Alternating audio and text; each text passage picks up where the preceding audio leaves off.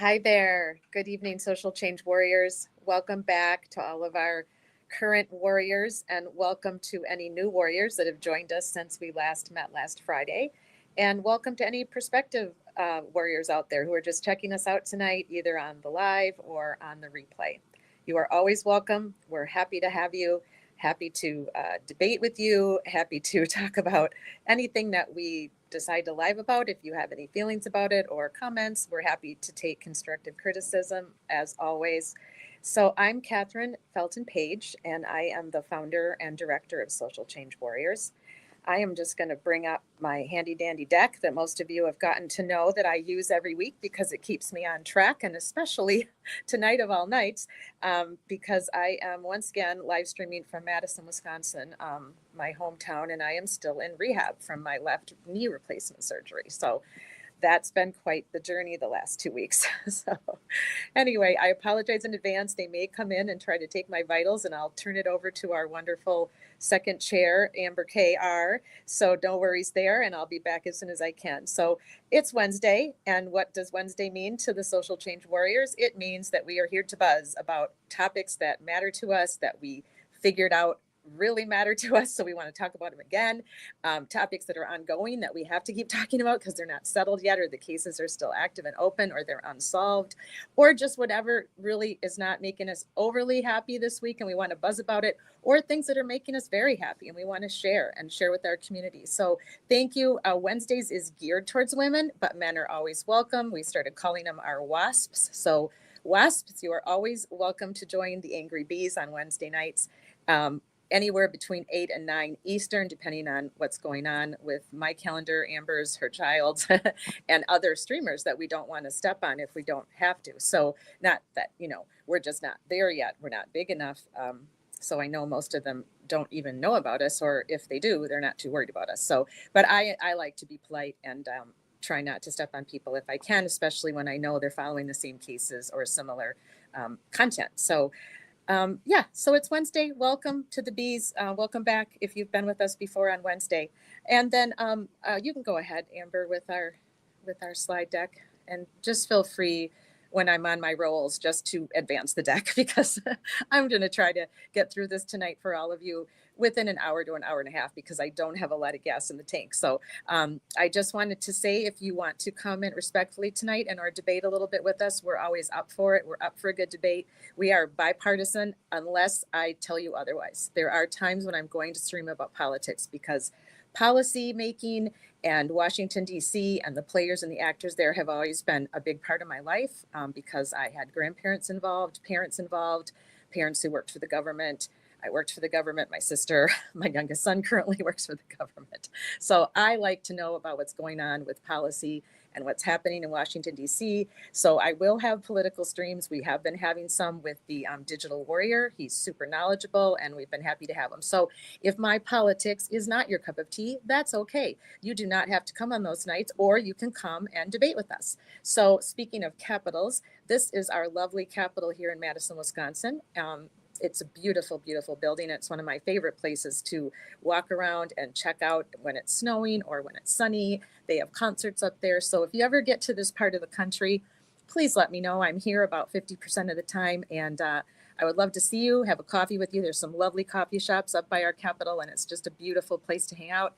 And then State Street leads down to our university, and the University of Wisconsin-Madison, my alma mater, and where I worked for over 20 years of my life. So I could show you some nice sights. So just wanted to let you all know this stream is whatever we stream tonight and whatever videos we show you may contain content that won't be suitable for your children, not even your dogs, to be honest with you, or your cats, come to think of it. So the opinions and views expressed here are solely for my guests, for Amber, for any guests we have on, or mine. They are our opinions based on evidence, based on articles we've read, based on research. So we just wanted to let you know that. And if you have any questions about that, please feel free to let us know. Okay, Amber. Thank you. Anyway, here's my business card. If you need it, you can take a screenshot of it, or I'm happy to send it to you via email. I put it up on Twitter every once in a while. Like I said, I'm the founder and director of Social Change Warriors. This was my creation, my little brainchild, if you would like to call it that I came up with back in 2018, right after I finished getting my master's in social work. I was trying to figure out what I could do with the rest of my life.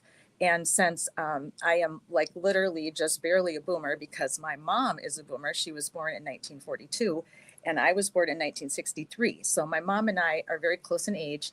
And I started realizing back in 2017 when I got my master's in social work that I didn't have a lot of time left to work where my health or my aches and pains were going to allow me to do what I love to do or what I want to do.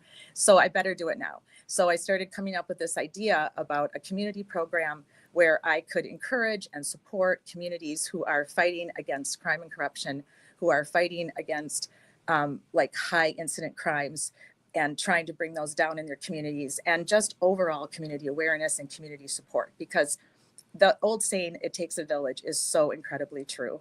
If you live in a neighborhood and you are friends with your neighbors, or at least friendly, you don't have to be friends with everyone, but friendly, it can just make your whole life so much better. And if you all support each other and support the laws and the policies and the different municipalities you live in and the towns, it helps you to feel more part of your environment and immerse you into your environment.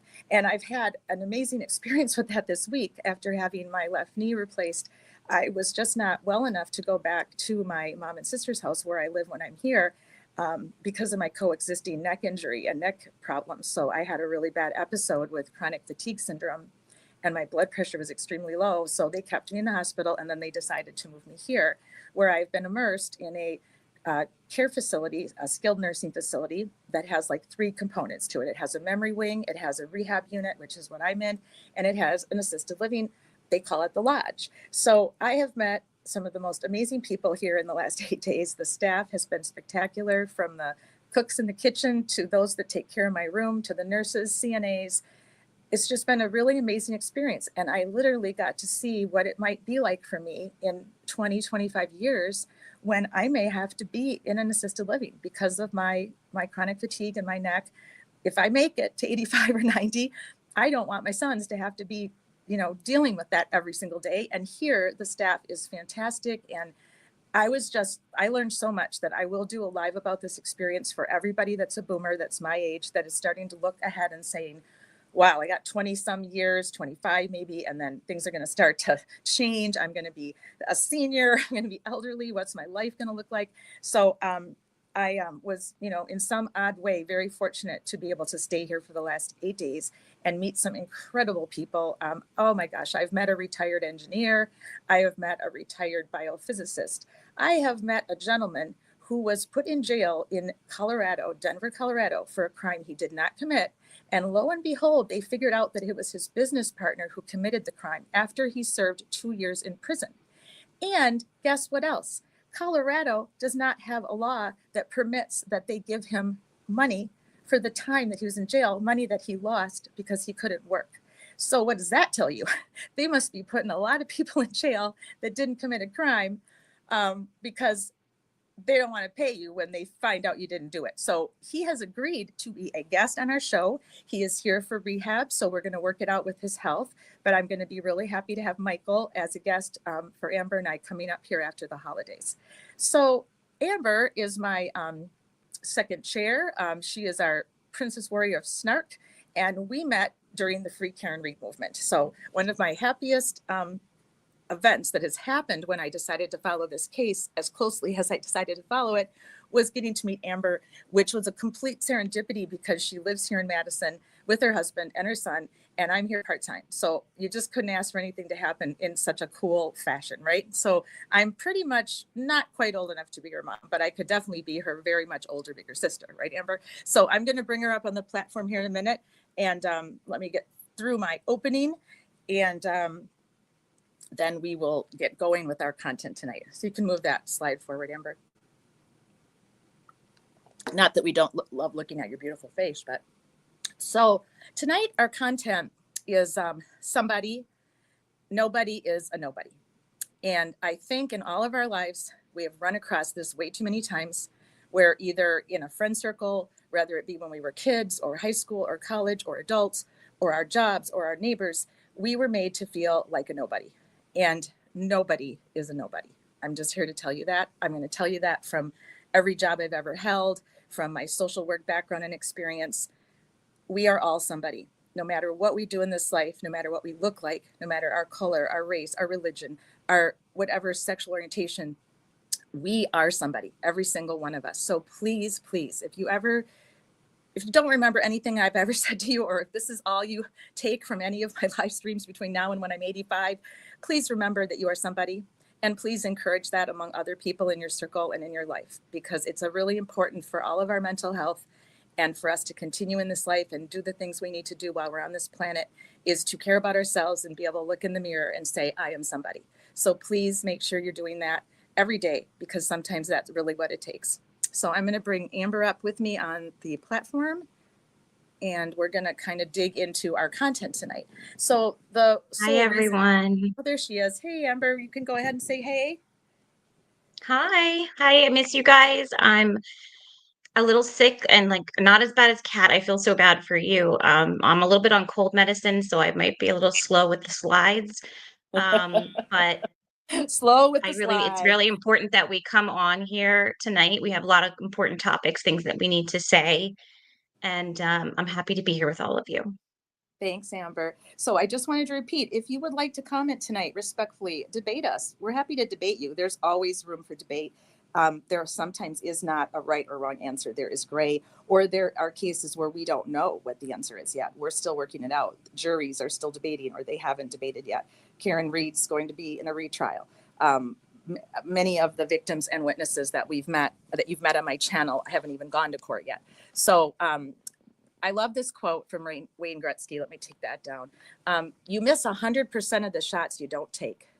So when I first started this, I knew this was going to be a long shot. I'm 61. I had never live streamed before. Now, granted, I have a journalism background thanks to my parents sending me to college at UW-Madison, and I did work at a radio station, a TV station, a newspaper. So in my 20s, I did get a wonderful journalism immersion. But then I went on to become a police officer, and then from there, environmental health and safety instructor for UW-Madison, and then master's social work, and a lot of odd jobs because of my neck injury. I have a lot of part-time jobs that I've taken on in the last 10, 15 years. So I've always wanted to live stream or have a radio station. That was actually, before live streaming became a thing, I just wanted to be on a radio station and have a 1 hour time slot and be able to talk about the things that I'm talking about on here. So when I started paying attention to all the live streamers and how successful, not monetarily they were, how successful they were at getting out their words, whatever their passion is, whatever they care about, I was so impressed how people just want to come to the live streams. They may not turn their TV on for a week because they have all these live streams now that they enjoy. And so I thought to myself, okay, this is my last shot. I'm going to try it one final career. And so I remembered this, you miss 100% of the shots you don't take. And I decided to go for it. So that's how we started live streaming. And I would be remiss if I didn't say that what inspired me originally was following the Ellen Greenberg case and the case Jennifer Dulos. So I've mentioned to you guys about Jennifer Dulos. Her body has never been found, and we will continue to update you. We will continue to honor her for at least 5 minutes in a lot of our weekly streams because I don't want anyone to forget her. She was a mom. She was an amazing woman, a brilliant artist, poet, journalist. And because her husband decided he didn't want her anymore as a wife and he didn't want to deal with joint custody and the money, he murdered her. So unfortunately, he took his own life, and there was no justice for her. And now it's even worse because he refused to tell anybody where she is before he did that to himself. So it's one of the saddest, most horrible stories I had seen in years. So when I started following this, that was when I first started thinking about social change warriors and what we could do and how could we help to get the community in her town around her family and support them and to give them love and maybe put pressure on the government to find a way to put pressure on the other people that are persons of interest. So that's a case that we're going to revisit at some point for those of you that don't know anything about it, because it's definitely an interesting case, but a very sad one as well. And then there's Ellen Greenberg, who, if you've been following me on Twitter, you know that I have been tweeting about her for many, many months. I was following her case way before I ever came to Twitter and making phone calls to the government in Philadelphia, to the governor, because this is an absolute atrocity. Ellen Greenberg did not stab herself 20 times. There is absolutely no way. And I'm in a small community now with other Ellen Greenberg justice folks and some people that support her on Facebook. So if you could take time to watch our live stream and educate yourself that we did a few weeks ago on Ellen, we'll be doing a part 2 because the night before my surgery, we had technical issues. So part 2 it's not here. So you can't see it. So we will do a part 2. Yeah. Can I just say about Ellen Greenberg? I would love to at some point, because I'm from that area, if we Yes. could do a standout time. We could go visit and plan a standout if anybody's interested in that. I want to get Yeah. more boots on the ground for that case, for Ellen, for her family, similar to the Karen Reed and Officer John O'Keefe case. I want to do that for her. So if you wouldn't mind, we could maybe put that on our bucket list. Absolutely. And we did speak of that in our live and with the Facebook, Ellen Greenberg Facebook, and then with several other people that I've connected with in the last 2 weeks who support her. I do believe they're all wanting to do something of that, something like a standout like what we've been doing for Karen Reed. Not me physically, because I'm not able to travel to Massachusetts at this time, but so that brings me next slide. So when I first got on, I started interacting with other YouTubers, other streamers, because that's just my personality. I know I want to meet people. I want to know what they're doing. I want to hear about it. I want to give them my opinion if I can. I want to hear their opinion. Wanted to have them on my show so I could tell their story about how they became a content creator and why this case. Why has this case gripped the nation opposed to other cases, right? So I tried to do that, but that really wasn't successful. And then there was a moment where I made some comments on a few of the current content creators' streams, just suggestions, criticisms. I'm never rude. I'm never like mean or unkind. I'm just tell like it is. And unfortunately, what came back at me, and this was about a month ago, and because of my surgery and getting ready for it, I really didn't have a chance to address this. So who are you? So try to avoid saying that to people, because unless you're genuinely curious and someone comes up to an airport and says, hey, who are you? I think I might know you, right? It's all about inflection and it's all about how you say something. But when you text that to someone in a text, when you know they know who you are because they've seen you in their chats, and all they would have to do is go on your YouTube page and read about you. And that question wouldn't have had to been answered. It could have simply been, oh, hey, Catherine, I see you're a retired law enforcement officer. I see you're a retired social worker and a journalist. And okay, that's pretty cool. So tell me about the criticism. What can I learn from you? And maybe I won't learn a damn thing, but thanks for telling me about it anyway. Or we could debate, or maybe they would tell me unkind things, but that's a whole heck of a lot better than who are you? Because that just means I'm a nobody. And I don't take well to that because as they like to say lately, they're on this whole boomer patrol thing now, the live streamers, and they're all kind of copycatting each other with it. And it's funny, sure, why not? But I'll tell you, anybody that disrespects my mother, who's a boomer, who worked for the Department of Justice and put a lot of bad guys away, because she's a boomer now, because she is 82 years old, 83 years old, then I wish you a good luck in your old age. Because when people disparage you or make fun of you or put you down because you're getting old, then I don't wish that on you, but karma is a bitch. So if you try to make it out like, because I'm barely a boomer, but my mother is, and I have several friends that are in their late 60s, early 70s, these are people that have had careers. They have worked jobs. Many of them have raised children and have grandchildren now and have worked their tails off to support their families. And they're in their glory years now. They deserve your utmost respect. They do not deserve any type of angst. They've given so much to their community, and the knowledge that we can have from people in that age group in any generation, we need to embrace and see the strengths and stop using it as an insult. Because it's not an insult. And joking around is one thing. I'm all for joking around. Amber can be the queen of snark. As we know, we call her the warrior of snark here now. And sorry about not being in the camera, but my leg is killing me and I have to reposition my knee. So sorry.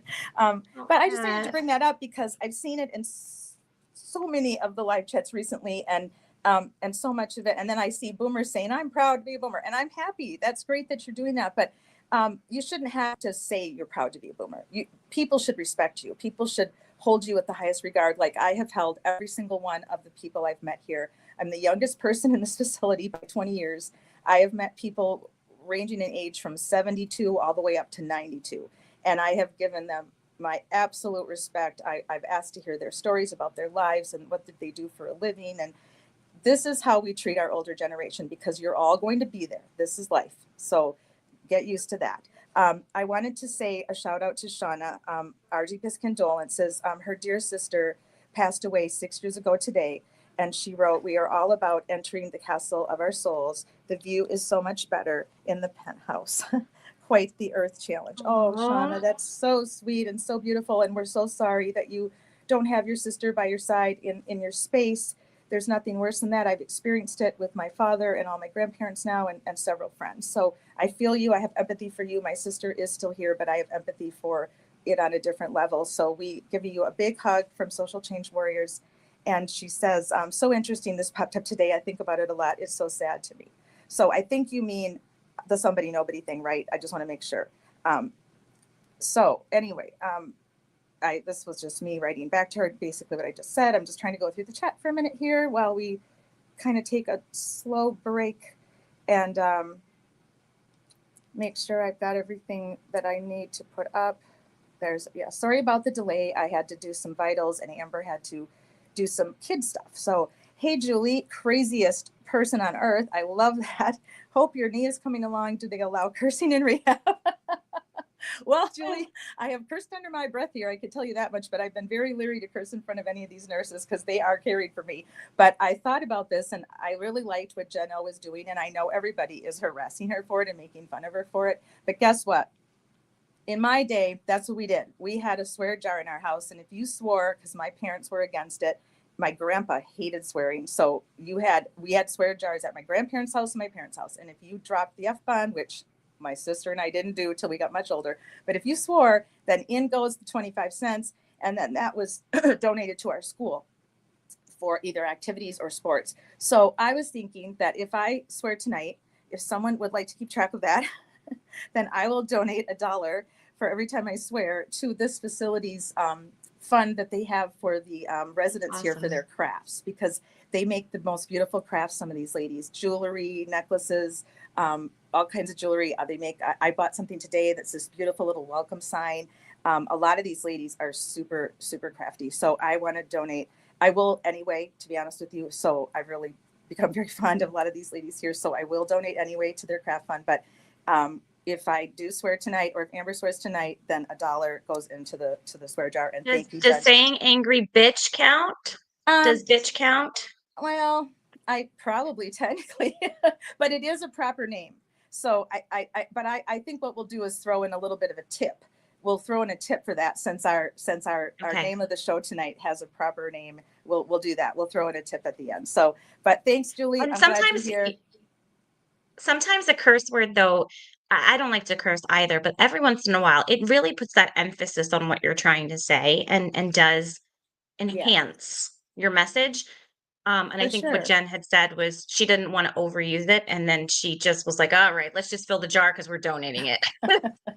Well, some people swear for therapy and they need to swear, and that's okay. I don't necessarily swear for therapy, but I was around a lot of police officers who tend to swear in the break room, and I never swore before that, picked it up, and now it's kind of, in a way, I guess it is sort of my therapy. It helps a little bit. So anyway, bingo blotters. She's Julie says, always a noble cause. Glad to see your Packers. Oh, thank you. Switch the fish on national TV Thanksgiving night as well. Awesome. Thank you so much. Julie, I forgot, who's your team? Remind me. I know that I think you're out there in Massachusetts, aren't you? So anyway, let's see what else we have here in the chat. KD, hi KD. Happy Wednesday, everyone. Great. And yay for getting out your stitches. That was a journey. I'll tell you guys about that when I do my live on what knee surgery is like. My surgeon's really big on stitches, and he's really big on supporting the wound. 40 staples I had taken out today, guys. 40. It took like 20 minutes, and some of them were really in there now. So that wasn't very much fun when you're already feeling like, a piece of, I don't know how you're doing this. I don't know either. It's an inner strength because, like Amber said, some things have happened in the last 2 to 3 weeks with these cases that we're following. And my journalistic side is saying this, I have to talk about it now, because once it gets too far past, it's old news and it's not as relevant. So I felt that no matter how crappy I felt tonight, I needed to address these things that have gone on that involved my name, that involved Amber's name, involved Social Change Warriors, and then put it away because we have way too much to do. We have so many cases. We just got a new case on a missing person 2 hours from my house in Florida that we're trying to help Michelle find her sister. Annette was nice enough, Reality Check was nice enough to dig for me, and she's found a case that we could possibly cover, Amber. So there's so much going on. We don't have time to involve ourselves in drama, which people like to call it drama, but it really is just life. Because when you're in a friend group or you're in a school group or work group, there will always be just kind of some dissonance going on. People are not always getting along, and as I found out, not everybody's always going to like you. And even though you like them, you met them via your job or you meet them here on this platform. And after a few months, they decide, that person's really not my cup of tea, but you really liked that person. And so you're going to feel hurt by that, but that's life. Not everybody's going to like you. There's nothing wrong with that. You just move on, appreciate the short time you did know that person and take it for what it is. So hi, Deidre, my fellow military police officer, Deidre, fellow law enforcement officer, dispatcher. Thanks. Great to see you. Great to have you. Thanks for all of your awesome advice you've given me the last few weeks. I just love brainstorming with you. Shauna. Hey, Shauna. So great to see you. I'm so happy to see all of you that I've gotten to know via this channel and via wanting to fight for crime and corruption. Right, Amber? Yeah, it's exhausting, We're with really doing lucky. real life and then the life here, and then immersing ourselves in these cases, and as empaths, Yeah. we Yeah. we feel it. We can't help it. We take on those emotions. Right. So as Shauna tells us that her mom was a VIP of a bank back when women didn't work. And that's the truth. I mean, guys, my mom didn't have a credit card in her name until 1974. That is not that long ago.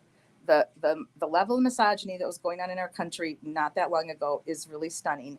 And we most certainly have to protect each other and protect women's rights, regardless of what side of the aisle you vote.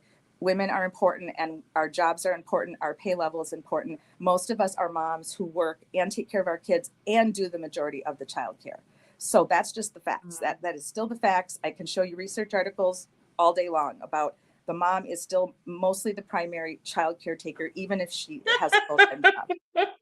Right, Amber? I'm so sorry. I'm so sorry. You're okay. Katie says, "Hey, Sean, what are you doing in the chat?" LOL. It's an inside joke, but there's a somebody in here that they believe is Sean on the golf, pretending to be a woman. But he's not Jason Broyles, okay, people. There are real people. We actually use our names. We're not scared. Absolutely. Just funny. I couldn't help it. But I do understand why you don't want to use your name. So never ever think that we judge you for that, because there's a lot. Oh, no, I didn't mean it like that. No, I know you didn't. I just want to clarify, because I meant for the bullies that right, are keyboard warriors. I don't want someone to take you out of context, Amber, and take your words and say and just cut out that little tiny thing that you just said. Oh, yeah. And then blow that up, right? Because propaganda. Right. Context is important. Absolutely. So you have reasons why you are anonymous on this platform, and I completely understand it and agree with it. And I have reasons why I'm not. So there's that. So whatever you need to do and need to be, you just be it. So I'm just running through the chat here before we get any further. And hi, everybody. Oh, that's right. I knew it. Pat's Tom Brady fan. Oh my gosh. We have to talk, Julie. My mom was so upset during Tom Brady's time. Now, I always liked Tom because he went to Michigan, and that's kind of my other favorite team other than the Wisconsin Badgers and USC Trojans, my two schools. But I like Michigan. Don't hate me, people.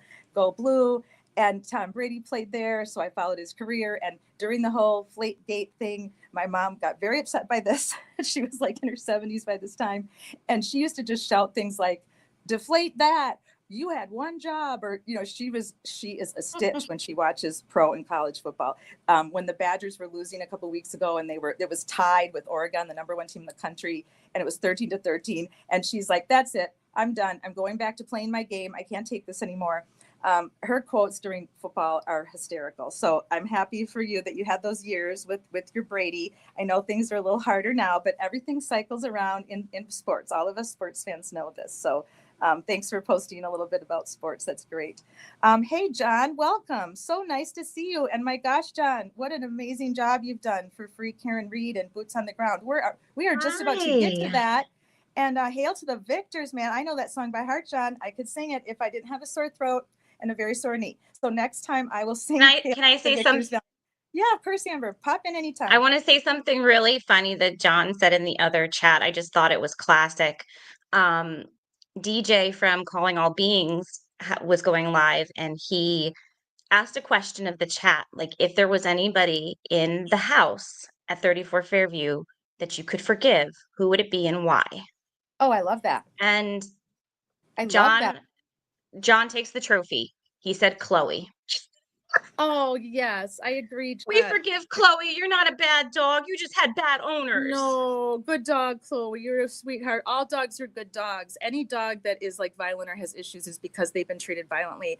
If I could like open up my own like farm or ranch, one in Wisconsin, one in Florida, and like save every dog that's being abused. If I had like spidey senses and I could find every dog that's getting the crap beat, I almost said a swear word, but I didn't.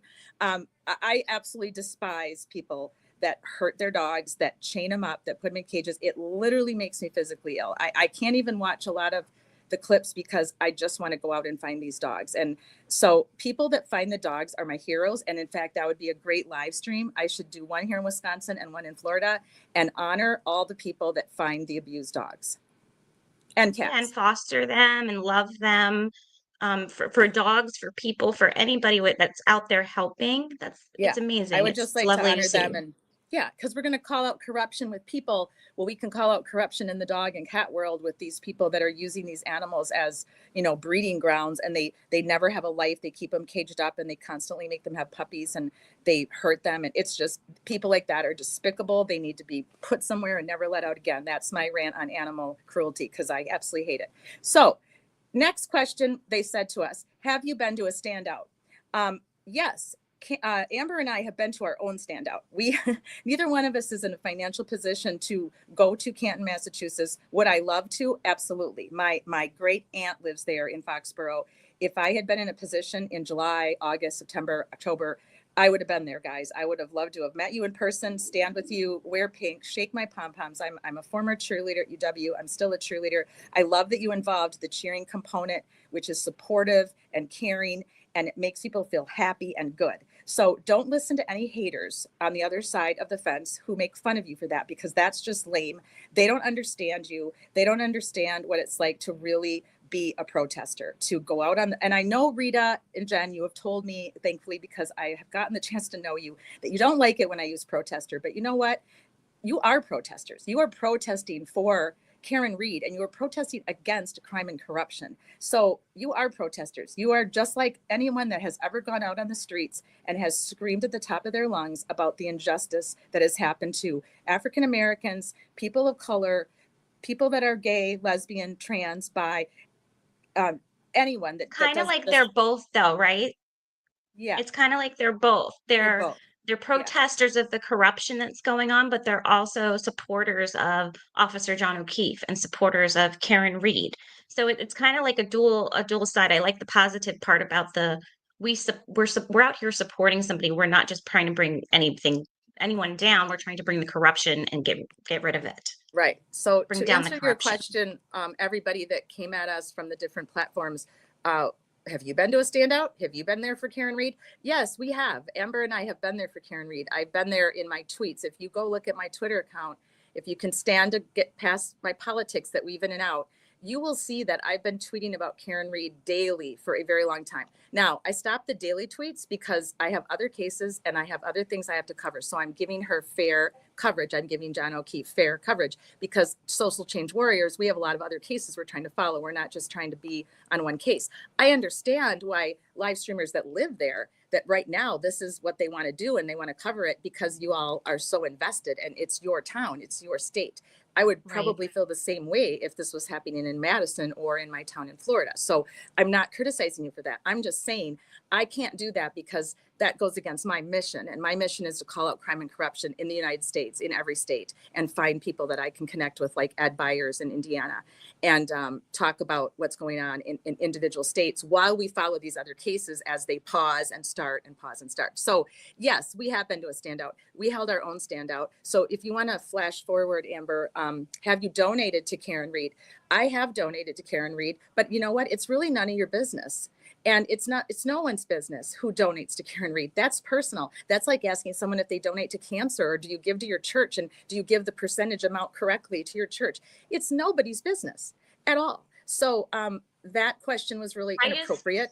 And what if I didn't donate to Karen Reed? What if I just couldn't afford it right now? Does my time not matter to you guys? Does the fact that I've spent hours and hours on Twitter tweeting and researching this case and listening to the trial every day and coming to your live streams, if you had your live streams where I would be able to go back and look, I've been in all of your live streams, those of you that asked me these questions, and I participated in them. I tried to share things from my perspective as a patrol officer. I was never a detective, so I wouldn't share from that perspective, but I can give you my ideas from that perspective, but I can give you the complete perspective of what it's like to go to a scene of a crime as a patrol officer. And then I can give you the rest of my training. So I was in the chats trying to help out, trying to give you my perspective, being kind to all of your subscribers. So if that's not enough for you, I'm really sorry that I didn't pay to get on a plane and come there when I couldn't. But Amber, you can fast forward down to the next slides. Can I Amber just say one thing about that? Yeah, but I want you to fast forward to the next slide if you wouldn't mind. Okay. Because we've been on that one too long. Sorry, that infuriated me. And I understand that the comments were being specifically made at Sean on the golf. I understand that. But do you understand the message that it sends? If you're very worried about the messages that are going out there and that they're proper and that they're vetted, are you really okay with saying that? Like, to me, and I'll put the dollar in, it's shitting on people that can't be there. It doesn't mean they're not there in spirit. There are people that are disabled, even in Massachusetts, that can't come to the standouts. There are people that have donated whatever they can. It is none of your business. But to me, that's what it felt like. It was like, Sean, you haven't been to one standout. Sean on the golf, he's in Naples. He hasn't been here. You guys are on the boots on the ground. We give you all the respect to the people that do that. We're not saying we're that, but we're doing the best we can with what we can and where we are. And Right, Amber, that should be appreciated and loved. Absolutely, Amber. And I've been calling us boots in the cloud because we are spending time constantly Twitter, Instagram, whatever socials we can, and connecting with people on Facebook, writing to people in the chat, supporting things that go on in these discussions. So we are boots in the cloud. I absolutely honor and respect every single one of you boots on the ground. You are amazing. I hope to God that I can inspire people in Pennsylvania to do this exact same thing for Ellen Greenberg, this exact same thing in Ocala, Florida for Sarah. And eventually out in Colorado, there's going to need to be some movement on the Suzanne Morphew case because her body was found and it is a cold case. No one has been arrested. And so we have cases coming up where there is no justice for these women who were domestic violence. And then let's not forget to mention Sandra Birchmore. We will obviously be covering the trial of the person whose name I will no longer speak because he is the biggest dirtbag on the planet. You can't get any more disgusting and nasty than the men of the Stoughton Police Department who were in their own little pedophile ring. Sorry, YouTube, if you don't like the word, but that's the word, okay? Sometimes words are words and they're there for a reason. So these guys need to go to jail. They only have one arrested right now. I'm not happy about that. So we will be doing more coverage on Sandra Birchmore and having roundtables and discussions about how in the world an entire police department sat around and allowed these guys to groom her from age 13. I want to know who else is a victim and is too scared to come forward because I am having a hard time with my experience working in domestic violence shelters, thinking that there is one person here. I really don't buy it. I think there's more girls that are terrified, or maybe their parents decided we're not getting involved in this, we're not coming out. I don't know, but we shall see going forward. There's not a single person on this planet that could disagree with me that this person needs to go away for life and never get out, and his brother and the other officer, Divine, you need to go to jail too. I'll tell you that, and it's not slander because there is evidence. There is so much evidence, and you're so lucky you haven't been arrested yet. So that's my opinion based on the evidence, and I can't wait to come. I will fly in. I will fly in for those trials because Sandra Birchmore deserved so much better than what happened to that poor girl. So here's just some pictures of our standout. Not that we need to prove it to you, but we had a great day. We met university students. We met some government officials up by the Capitol grounds, and we paid for our own signs. We made them at the, it's called Kinko's in Madison. And so we paid for and made all our own signs, and we still have some left, so we can do another standout. And we got to know each other that day. We had never met in person until then. And it was very inspiring. I had not done a standout in many years. And so, Karen, I hope that you felt our spirit. I hope that you know we do believe in your innocence. We do not believe that you murdered John. We believe you loved him and cared for him. Aside from any relationship difficulties, all of us have those. You certainly did not murder your boyfriend that night. So we are praying that justice will be served, and we'll continue to stand for justice for John O'Keefe and freeing Karen Reed. And you know, we also gave out a lot of flyers too to talk to people. I think that was the lovely thing that I liked about it, was the connections we were making with people, telling them about the story, telling them about Karen Reed, telling them about the trial. There was a lot of interest, giving them flyers that they could scan the QR code and get more information. Right. So I think we did a lot that day. It was great. Yeah, absolutely. And let's not forget, John has reminded us, this is not just Karen Reed and John O'Keefe.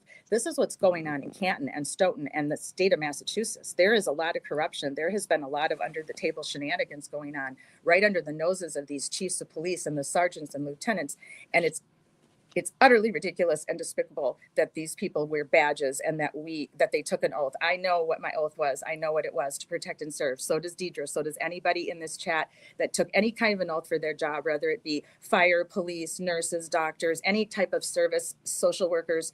That is taken seriously by, I want to still believe, 85 to 90% of us. But we've got this 10% now out there, and they're sprinkled out throughout the United States of America, and they're everywhere. They're in Indiana, thanks to Ed Byers, who you're going to talk to tomorrow night again. Ed's going to bring us an update on what's going on with the corruption in Indiana and that travesty of what happened to so many elderly people because they weren't getting proper ambulance care, because this guy decides he's going to embezzle money from his own ambulance company and give it to his kids for college and for vacations. And they were short ambulances and people died. And because of the fact that people covered for this character, this sheriff, he is going to walk with only 11 years for everything he did, for the countless crimes, the felonies, the money. 11 years is what his plea deal was, because many of his crimes were a statute of limitations. That's why we have to root this out sooner. We have to find these criminals in our neighborhoods and in our cities sooner, so they do get the justice they deserve. So this was our last part of our standout that day. We went down to the Memorial Union Terrace. This is Lake Mendota in Madison, and we handed out more flyers. We got ice cream.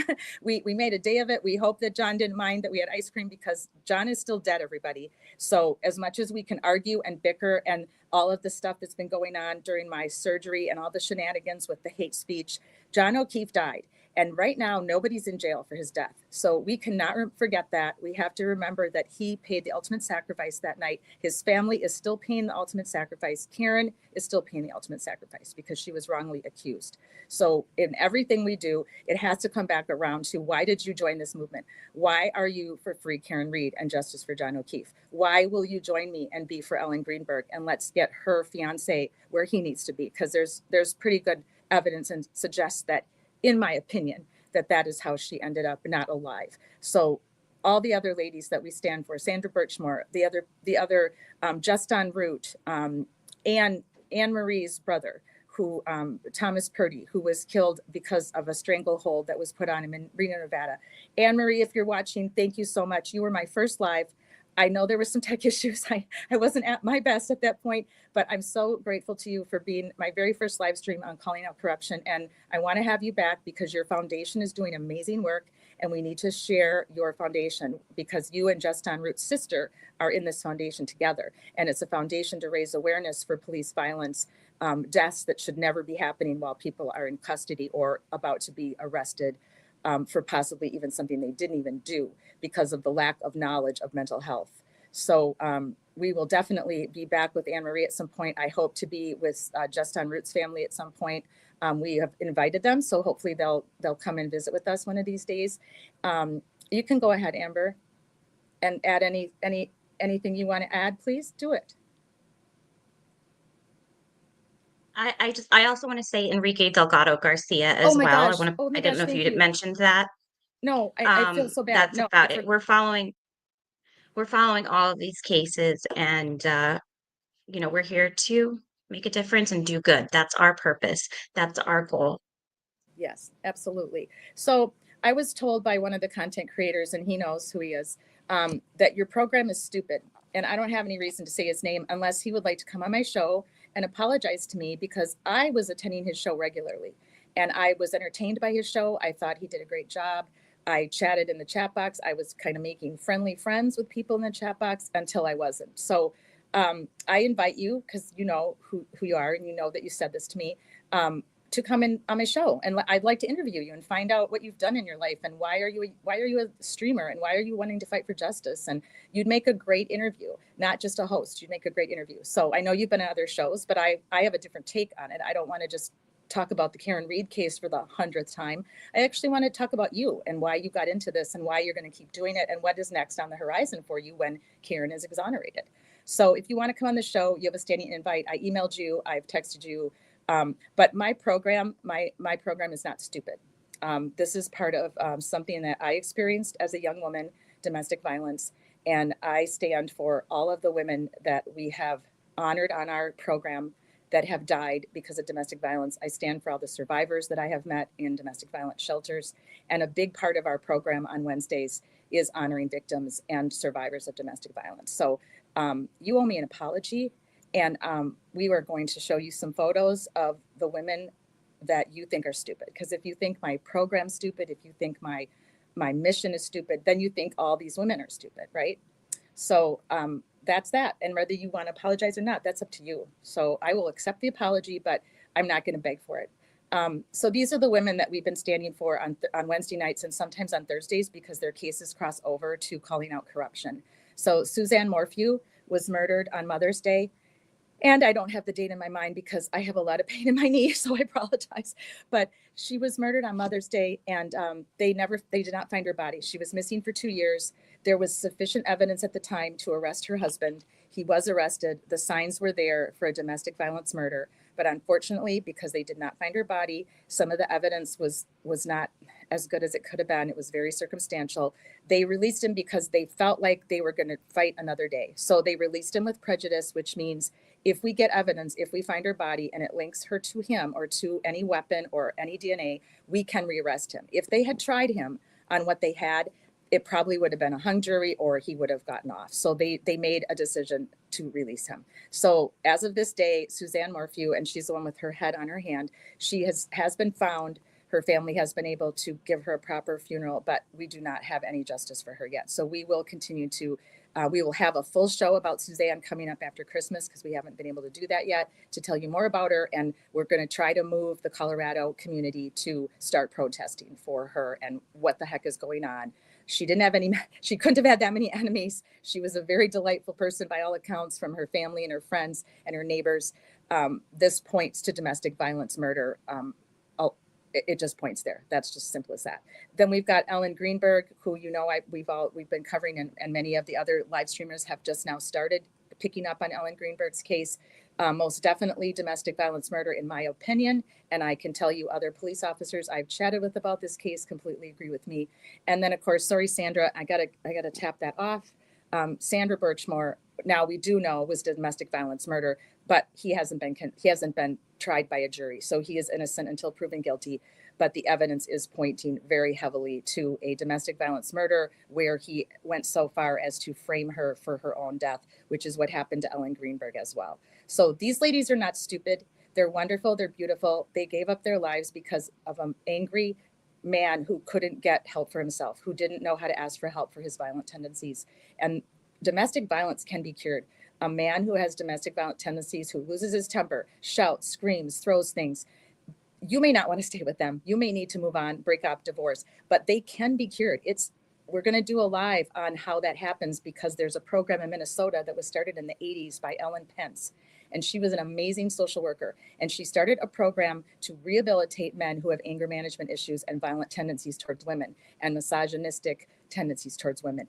And it can be cured. So not usually with the woman that they abused or that they hurt, but it can be cured where they can go on to lead a life where they're not going to be doing that anymore and not involving themselves in that kind of violence.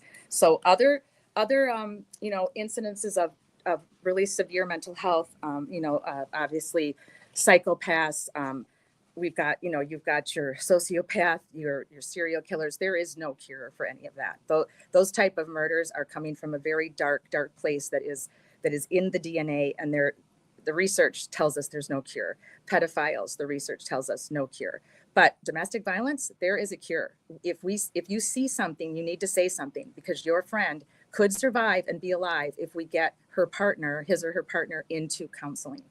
So that's all I need to say about that. I'll wait for my apology. These women matter, their life mattered. And we're gonna keep standing for them here at Social Change Warriors. Pat, Yes, Amber. I'm asking for a friend. Yes. Can narcissism be cured? That's a tough one. I would be happy to bring on a few of my licensed social worker friends. Two of them are professors at universities. One of them is a master of the subject of narcissism. I'd be happy to bring them on in January or February and let them talk to you about it. There are a lot of YouTubers actually YouTubing about narcissism, which is very interesting because it's not a word we used to use in the past. We called it egomaniacs. We called them I-me people, always involved with themselves. It's about me. But there is an actual diagnosis. Narcissism is a mental health condition, and it is very hard to cure. The person has to know what's going on somehow. They have to be cognizant of it. They have to be willing to do massive therapy, or they will continue to gaslight you, frame you for things you didn't do, put you down, call you names, throw the remote because they're mad at you. They will continue to do all those things. So we will do a live on that because there's a lot of people that have been victims of this personality disorder, either at their work or they dated them or they married them, or there's their neighbor. So we will do a live on that, and it will be pretty interesting because I know I can reach out to my people at USC where I did my master's, and they will tell you they have extensive experience with narcissistic personality disorder. Thanks for asking, Amber. That was a great question. All right, so Ellen, we're going to keep standing for you, Ellen. Don't you give up on us. You just stay up there in heaven where you are, your beautiful soul, and we're going to fight for you. We're going to try to help your parents. We're going to organize a stand out, whatever we have to do to get your case changed over from an unaliving to a murder.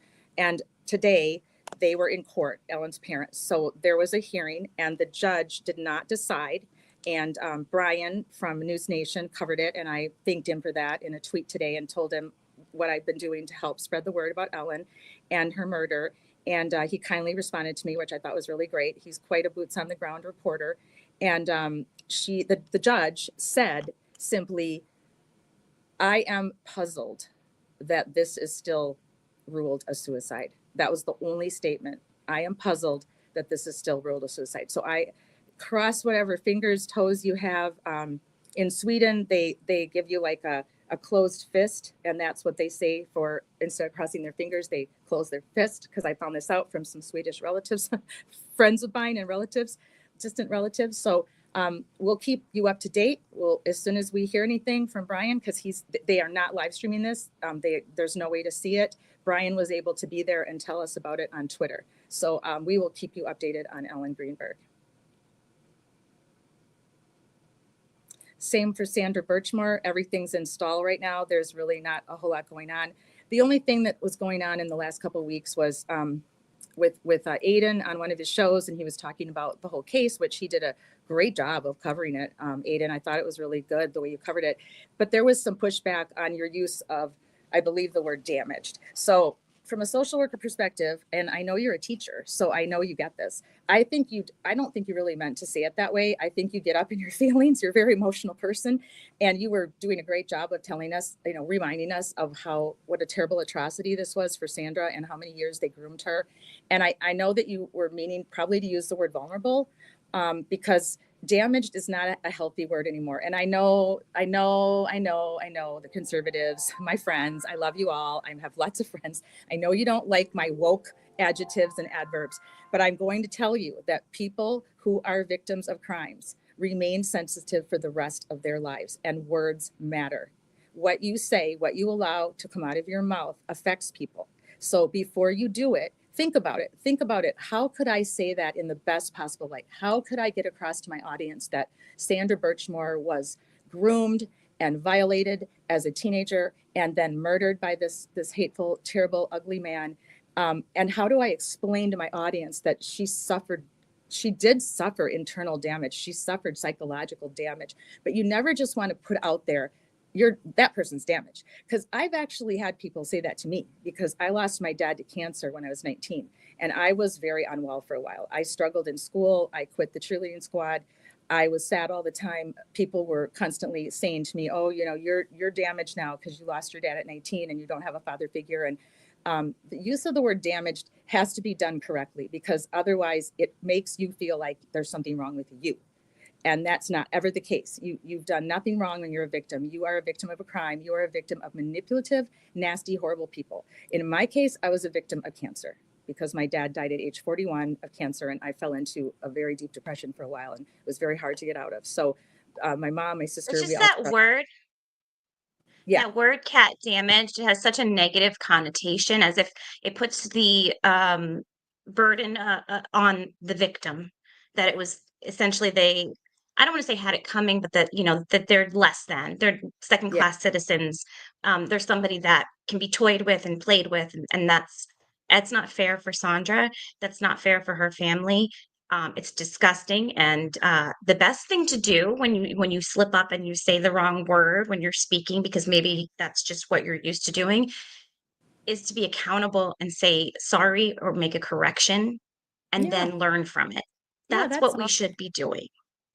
Okay. right. And then I just want to add for Sandra, I keep saying Sandra, but Sandra. For Sandra, I want to add her unborn baby too, to that list, Thank you. because every time we talk about it, I don't want to forget that baby. That baby was her life at that moment, her soul, like a soul was inside of her body. So two people died that day. Yes, thank you so much. I appreciate that. We usually mention her little onboard child, so I appreciate that. So thank you, Amber. Your take on everything is always so kind and so deep and thoughtful. And I like what I think that was Chrissy who said that she's here for you because you are calling things out as you see them, and you're not afraid to call it out. So thank you, Chrissy. And so our last That's lady so that is kind. not stupid, who we are now standing for, is Sarah Ebersol. Um, we met her sister Michelle last Friday. So if you haven't seen it yet, it's in our library under Lives.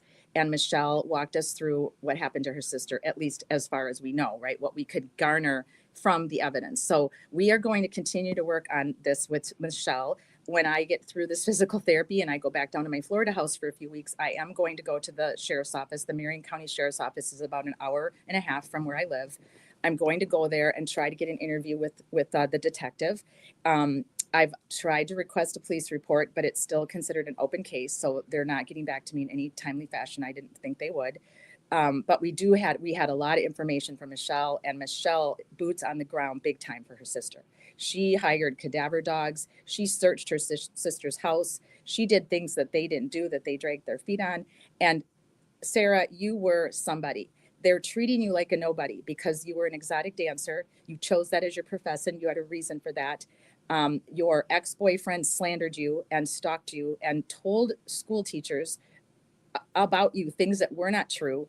So you are being treated like a nobody right now by the Marion County Sheriff. And we're not going to let that stand because you are somebody, Sarah. And we're going to try to help find you and bring you home to your family so they can give you a proper funeral.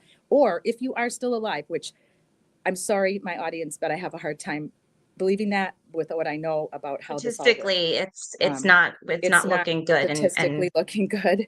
No. But if you are still alive, then hell yes, we want to find you and bring you home and put in jail whoever has been harboring you and keeping you, because this does happen, people. There have been women that have been kidnapped in big cities who are kept in basements of houses and are found years later because of see something, say something. So please, anybody who lives in Florida in my area between Daytona Beach, Ormond Beach, Gainesville, Ocala, even Tampa, over to Tampa, Orlando. If you see anyone that even remotely resembles Sarah, please call the Marion County Sheriff. And we'll be doing part 2 about Sarah tomorrow night, just a little bit, not for real long, mostly because of my situation with my healing, but just want to get in a little bit about our thoughts about some of the evidence that I'm a little bit not sure of. I don't want to argue with Michelle, but I am allowed to have my own opinion, and there's some things that I don't completely agree with that I think would help her to look at this case in a little bit of a different light, maybe. So if you want to join us tomorrow night, we're gonna talk with Ed, and we're gonna talk with Michelle again if she can make it, but it'll just be mostly Amber and I going over all the evidence, and we'd love your opinion on it as well. So do what you feel in your heart to be right, for you'll be criticized anyway. And that is just it, guys. Eleanor Roosevelt is one of my heroes. If I could meet anybody for tea, it would be Eleanor. She was an amazing woman at a time when women had no rights, really. She was an amazing first lady. She literally was the president for a while because her husband was very sick, the president, with his, I believe, polio. So Eleanor was literally the acting president during that time. And he obviously guided us through World War II. And this is one of my favorite quotes because this is the absolute truth. If you feel it in your heart and you know it's right, you will be criticized anyway, because somebody's always going to find fault with something you do. And there's always going to be somebody who doesn't like you. Even though you thought maybe they did, they're going to end up not liking you. So do what you feel in your heart to be right, for you'll be criticized anyway. I have to break for a minute because I have a nurse in my room. So I'm going to let you go forward for me, my sweet Amber, and I'm going to talk to my lovely nurse, Sherry, because she's the best. And I'll be right back. Absolutely. Go ahead. Take your time. You have to think of yourself first, Kat. She has sacrificed so much with this surgery and everything that she's doing to be here because this means so much to her. And I hope you all understand that. Like she is a warrior for what she's doing. And in pain and swollen knee and going through all this, just got the 40 some staples out. So really appreciate her letting us use this platform to try to be good people and put out the truth. Um, I love the chat. Jessica Fletcher says, I proudly call myself a protester and an activist. I'm sorry, I don't have the permissions to be able to pull it up on the screen, but I love that. You know, we are activists, protesters, supporters, warriors. You know, that's what we are. I don't want to be in a lane that isn't in the light. I just want to put that out there to everybody. Um, I want to be in a lane that's focused on helping people and doing good and making this world a better place, one that's positive and healthy. And I want that to be part of our lives here. And I want that to be part of our chat. I want this to feel like a place that is safe for you to come and learn about these cases, be armchair detectives, because the amount of stuff that we have learned from you guys is amazing. Um, I like this quote as well that Kat has. The duty of a journalist is to write the truth. Journalism means you go back to the actual facts, you look at the documents, you discover what the record is, and you report it. It's very important. We all have different opinions, and that's absolutely fine as long as we can be respectful and converse with one another. Debate is definitely welcome, and we like that.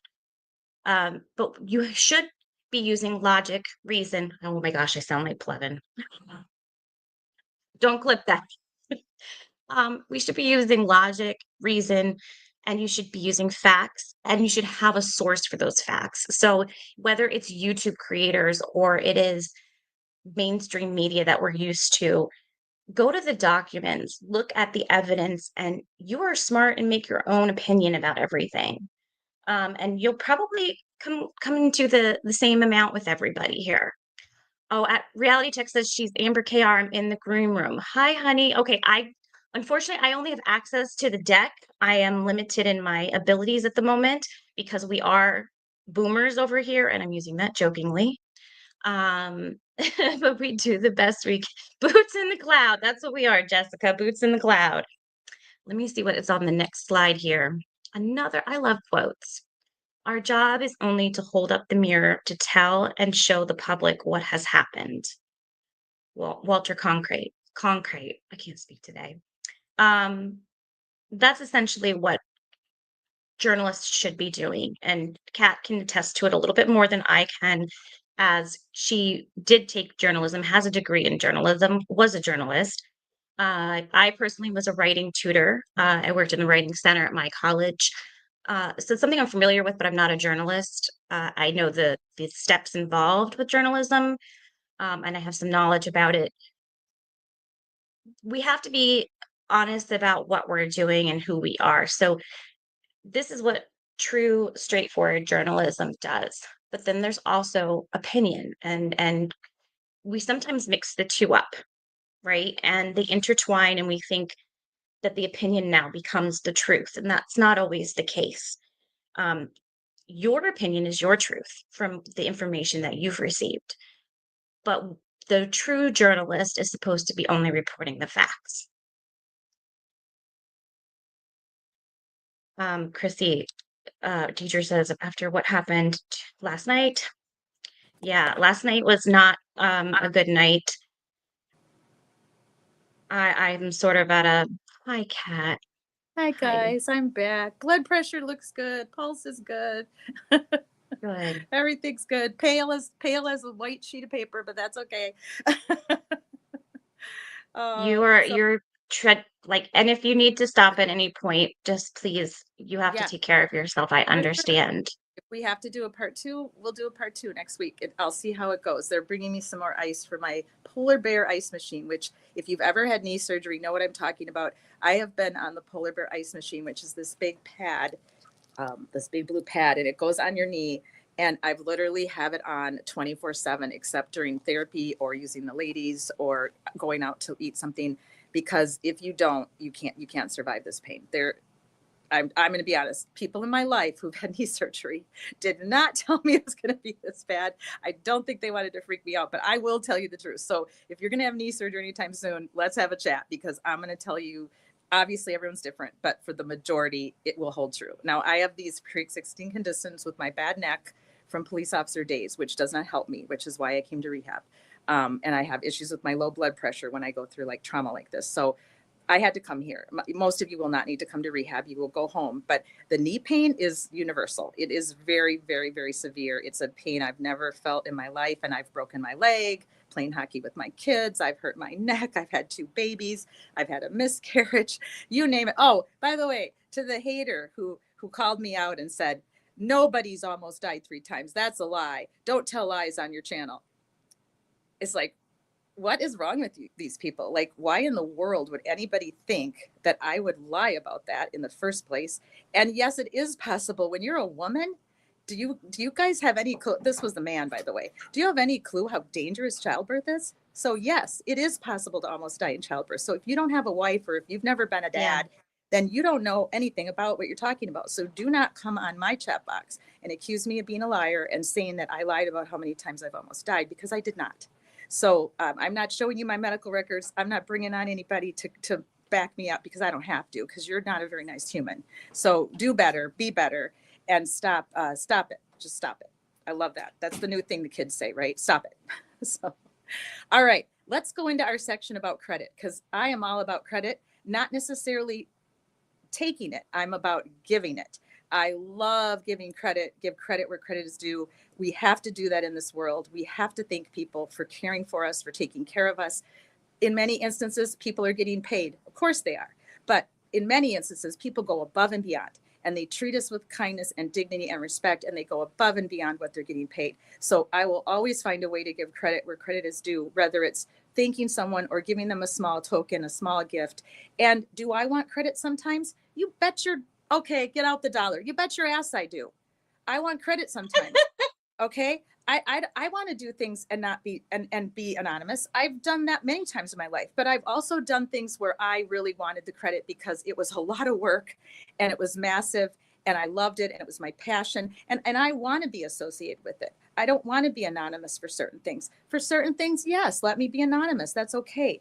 But I was completely disrespected, and sorry, UW police, because I love you guys. And for the most part, you were wonderful to work for.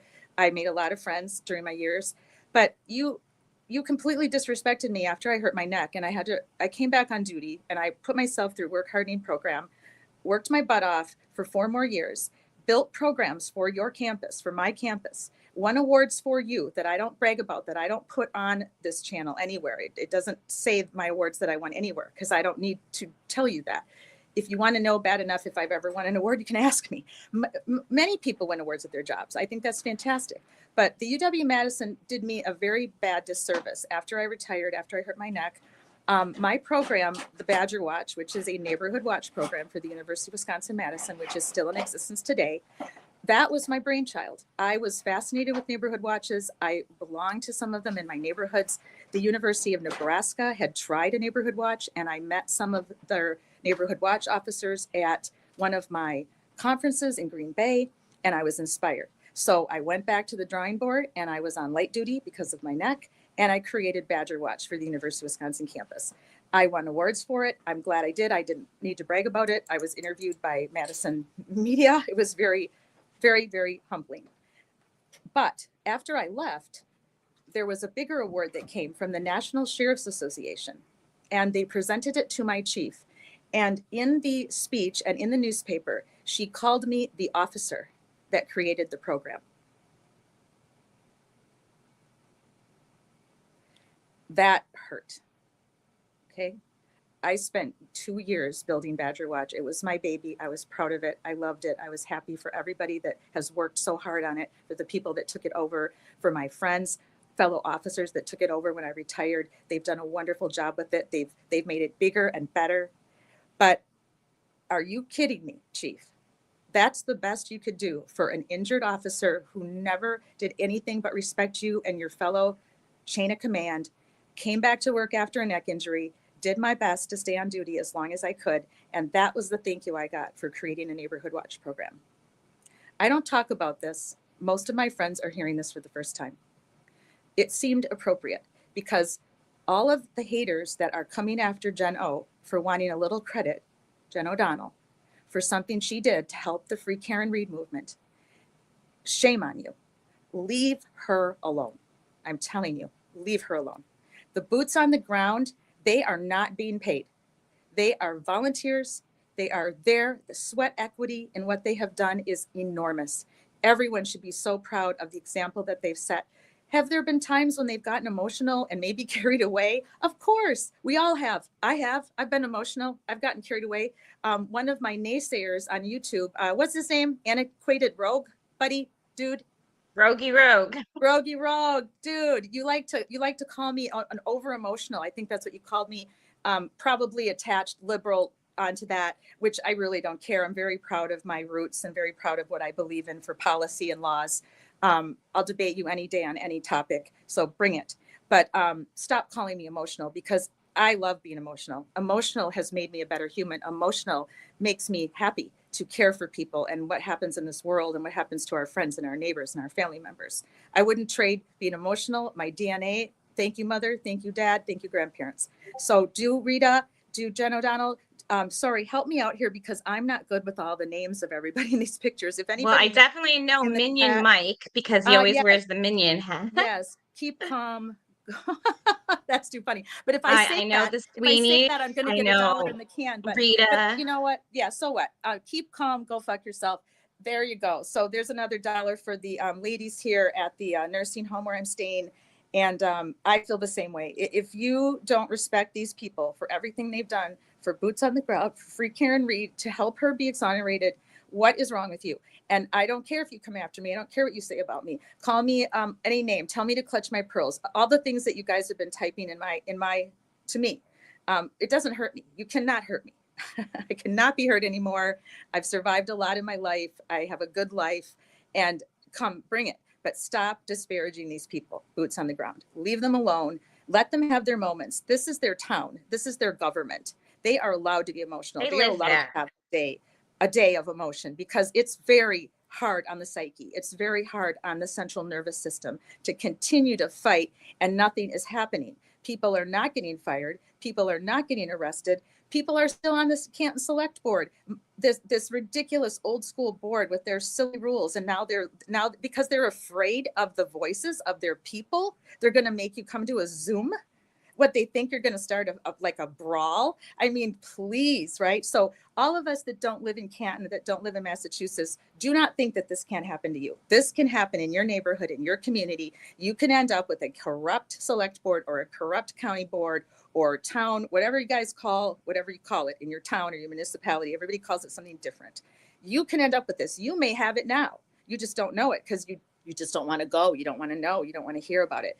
And these people decided, we're going to go, we're going to fight, we're going to stand up for justice. So I'm very proud of all of you for what you represent, for what you are teaching others, what you're teaching children, how to stand up for democracy and for free Being speech. true leaders. They're absolutely true leaders. They're true heroes. And I just want to make a point. A lot of people like to say that they're counterpunchers. They're just defending themselves. Yes. Are we kidding? Like, let me give you an example, okay? So if a 6-year-old gets spanked because, corporal punishment's not a crime in a lot of states, and they did something wrong and they're 6 and they here's this little spanking. You did something wrong. Okay, slap the hand. And then the 6-year-old's like, that wasn't nice, and kicks you in the shin, right? You don't then go back and counterpunch and pummel that 6-year-old till they're black and blue from head to toe. That's not okay. Do you understand what I'm saying? Like, you can't poke people and say, well, I didn't do nothing when they react, because every action has a reaction. And I'm sick of them attacking, especially the women, the middle-aged women activists. Are you scared of us? These people have given their lives, all right? They have lost they've lost people to deaths. They have given up everything. They've lost friends.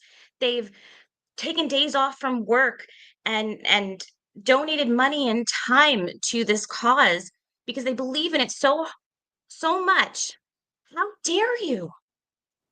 How dare you? Like, honestly, all I can do is pray for you. Shame on you. I just need a bell that says shame, shame, shame. Just don't That's all I'm shake going to your say finger. from now on. Just don't shake your finger, Amber, because I got accused of being a finger shaker, that I didn't go to standouts and that I didn't donate money, that all I do is finger shake. So that's not all I do. But if that's all I could do, then yay for me, that I'm willing to come on here and call out crime and corruption and tell you about it and where it's located in our country and give you tips and tricks from a social work perspective, from a police officer perspective, from a journalist perspective. If all I have in me some weeks and some days is to shake my finger at the crime and corruption, then so be it. And if I have more in me other weeks to do more, then I will. Thank you, Amber. That was really well said. Here's some more of our protesters, our supporters. Oh, there's Rich. I like that pick. Rich won 4 of his counts, got dismissed immediately by the judge, the Duck King. And that's amazing. Congratulations, Rich. We're very happy for you. And I think, what is it, only just the littering that's left to go forward? I think so. Does anybody know in the chat or anybody on replay, if you could let us know, because I've been out of the loop for the last 2 weeks. And John, I must say, your wife is one lucky woman. I mean, look at this, John. Look at the chest. Holy crap. I've been in a nursing home for 2 weeks. You're killing me. You're killing me, John. It's the man hair, all of like that big bear. Oh, hey. I'm so sorry. I didn't know you were here. I missed it. I'm bringing you on. I forgot to say that again. I gotta go. It's okay. I did not see that. Guess there she is. Oh yeah, reality check is Rich is coming to the stand. Rich is still on littering charges. Thank you. Okay. Thank you, reality check. Thank you, reality check. Perfect. Okay. So there she is. There is our girl, reality check. Happy to see you. Happy to have you here. Please say hi to everybody, please. Are you on mute, dear?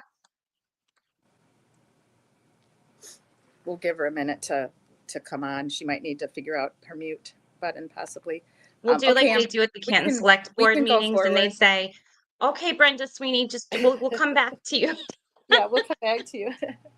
Okay, guys, I'm going to put on my nurse help light because my polar bear is out of ice, and my knee is saying, "Your polar bear's out of ice, Cat. Please don't do this to me." So I'm going to put the light on. So when she comes in, I'm going to mute and let Amber and Reality Check and anybody else that would like to come on the platform. If you scroll back up, or I can re-enter it, the green room. If you want to come on with us and talk, you're always welcome. Video or voice, whatever you feel is best for you. So again, Rita, we love you, Rita. Thank you so much for giving us a chance when we were a fledgling channel. I was called that by one of the content creators in the circle of love, a fledgling channel.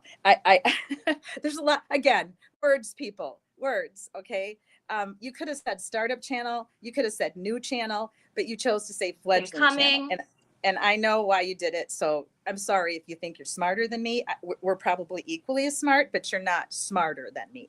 I'm not a fool. I'm not stupid. So I am no longer a fledgling channel. Thank you. We have over 600 now that have subscribed to us and care about our cause and what we're about.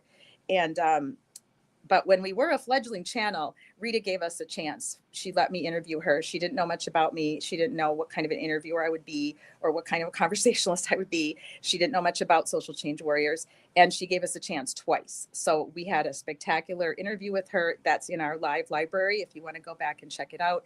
Rita's an amazing activist. She's amazing in her community. And I'm going to let Amber talk about Rita for a few minutes while I get my ice. Yeah, I just wanted to say hi, Reality Check. How are you? Okay, now she's muted again. This will be fun. I love the In Lucky We Trust shirts. There's Rita at one of those select board meetings, being the boss that she is, talking to the news, getting the word out, spreading it. She's taking a step back at the moment. But we love you, Rita, and we support you. And I just wanted to make sure that that was said. Yeah, we need Reality Check to unmute, or Kat needs to come back and figure out what the issue is. Can y'all hear me in the chat? If you can't, please say something if you can't hear me. I'm gonna go to the next slide. Can you hear me now? Yes, I can. How are you? Well, I put the camera off, but I don't want the camera on because I don't look presentable. Well, we're not always camera ready. I get it. Sometimes you just I just can't. Right. No, I just wanted to come on I came from an abusive relationship and my kids went through hell. I went through hell. Mm. And it sucks because a lot of times when you're going through it, you don't think anybody's going to believe you, and they're not. At times, they're not going to believe you. That's right. A lot of times you're called the liar. It gets projected back on you, and it Oh, hell becomes yeah. your fault as the victim. And I had to wait. My younger kids were like 4 and 5. Once they hit their teens, they realized that I wasn't lying. And Right. then it hit, and then they were being abused. Oh, I'm so sorry. That's hell on earth. Well, I never thought he would abuse his own flesh and blood, but Right. for the other stuff that's going on in the movement, I wholeheartedly support Jen, and she's not lying about people being threatened. I like to call it blackmail. So if you're getting something of value, it doesn't have to be money, and using coercion to get it. That's the definition of criminal blackmail. I will I'll address that at another time, and it may be with Jen and it may not be with Jen. But I can tell you that I have done nothing wrong in this whole movement other than try to support Karen and to do what's right. Right. I don't lie. And this last week, I've seen some lying. And that's all I'm going to say. And there's been some lying on you. I mean, I have seen it, and I've seen, people try to twist it and turn it to fit their own narrative of what benefits yeah. them. Oh, yeah. I've heard people say that all of it was my fault, that it was all on me. And I'm like, okay, you can say whatever you want to say. I don't care. Can I give a quick synopsis of what we're talking about for anybody that may not be Okay. up to speed quickly? And So, very generally, yeah, go ahead. You can do it. oh, You no, can you go give a ahead. quick You go ahead. correct me if I'm wrong on anything, okay? My understanding is that you are very supportive. You're very supportive of the YouTube creators. You have modded for many of them, and you saw that KP, who we know from this movement, may have made a comment, or it appeared to be her. We don't know, but you're going to do the right thing. I do believe, And at this point, I do believe it was her. yeah, I don't know. But you did the right thing. And you brought it to someone's attention, but then you were outed all over the internet. I don't know. I think in journalism, you're supposed to keep your sources confidential. I don't know. Maybe you should go to journalism school before you call yourself a journalist. Sorry, my snark is coming. I'm sorry, people. I'm sorry. I'm trying to keep it under control. I really am. But yeah, I've seen some lies about you, Annette. So essentially, that comment that was made by Kate Peters was taken to Aiden as possibly, he has an order against her to she's not allowed to communicate with him. Correct. And if that is really her, then she possibly committed a crime. And there was some miscommunication on how things happened, because I don't think you were the one that directly gave this to him. Correct. And it was just some communication and things that needed to be cleared up. Everybody knows that records need to be accurate. We all saw that in Karen Reed, right? Those police reports, the times, the spellings of the names, little details matter. Okay. Okay. So for wanting to correct a record is okay. This is what I'm going to say about that. Everybody was Yes, ma'am. like, Sean was manipulating her, but Sean, he may even smack me in the head for this. Yes, he was reached out to by Kate because Kate wanted to go at me. And she showed him a copy of the report. And it said that I gave Aiden the information, which I didn't. And Sean knew that Kate would be the person to drag me up into court. So And Sean's protective. He's a good man. But he knew she would drag me up there. She would make me come up there. And he did not want the report to be false when I got on the stand, if she dragged me up there. Oh, okay. So you didn't. I'm just going to ask the question that's in the room, and I love you, but there's some reporting out there by other journalists that sometimes are male, sometimes are female, that you were told to lie and say that Aiden did that to try to set KP up and go to the cops with that, and you were orchestrating something by Sean. Nope. Okay, let's just Sean never asked me to lie. All he suggested I did was to get Aiden to correct the police report, to say that I was not physically the person that gave him the photo. That's all I ever asked Aiden to do. That's it. Yeah. And what happened on the internet was completely chaotic and hurtful to you and unnecessary for people's personal agendas, using everyday people as pawns in your stupid games. Sorry.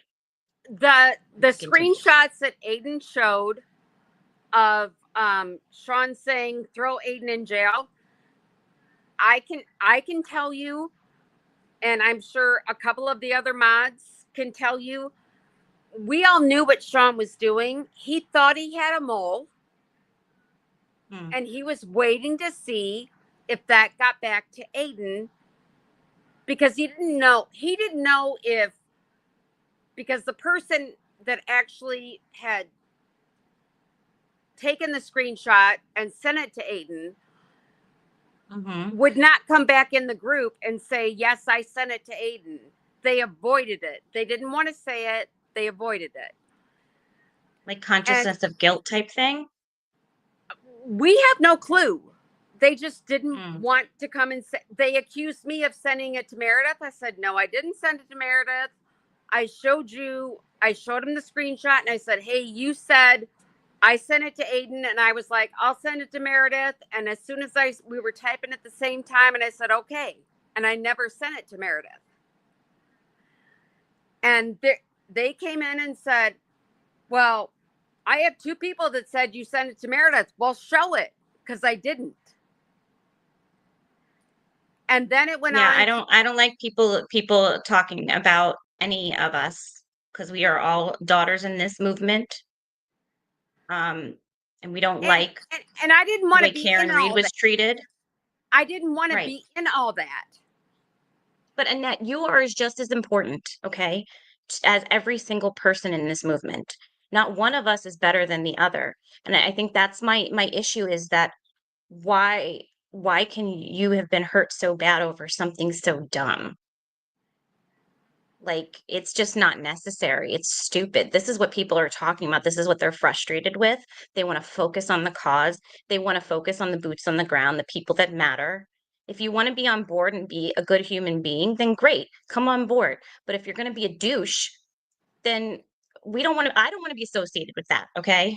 Like, if that's the All I leader of was the Free trying to Karen do was movement, help. I don't want to be associated with it. And every time, here's the thing.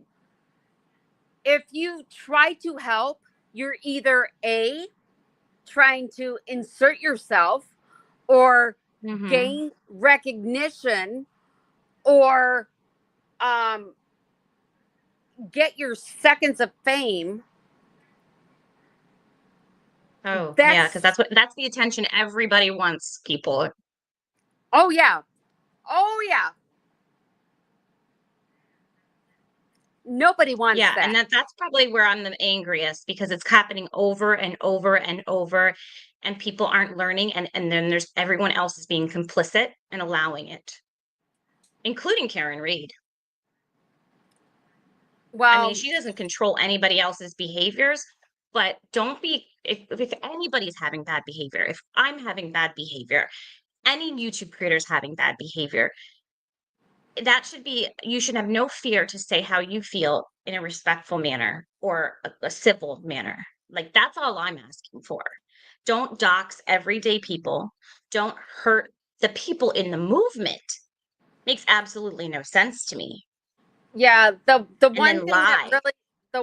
that really disappointed me, because I had several conversations with Aiden, and when he did his live, while he was saying, hey, I have no problem with her, he put my full name out there on his live. Mhm.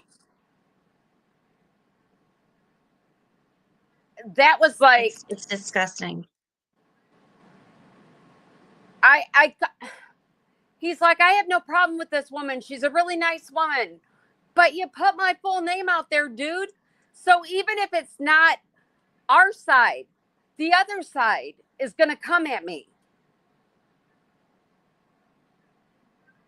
Right. Did he Right. not It's putting you in realize? a bad position, and it's revealing a source of information that journalists are not supposed to do. And you as a source matter just as much as Karen Reed as a source matters. I actually said that to him in one of our conversations. I said, Aiden, treat me as a source. Hmm. And you know, what punishment are we going to receive for having this honest conversation tonight, RC?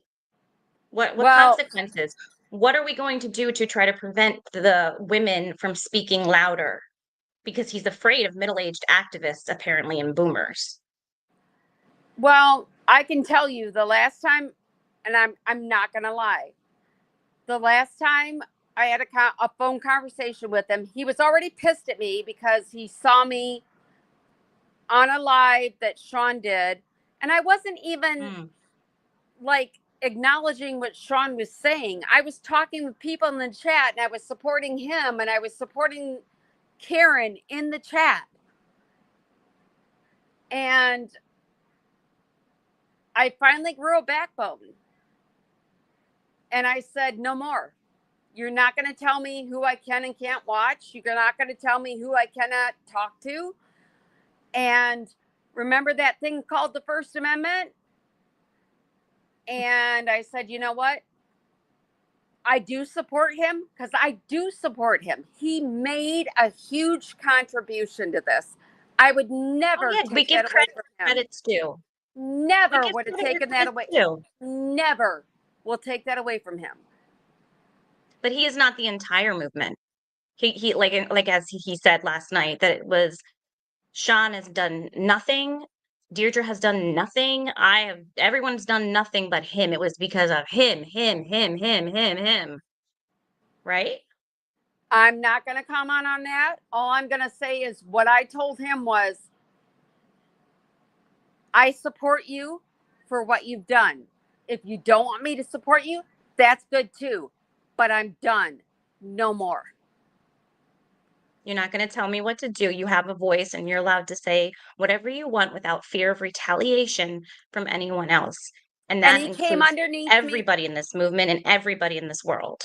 He came underneath me and he said, okay, Annette, I never told you who you can and can't support. But he did.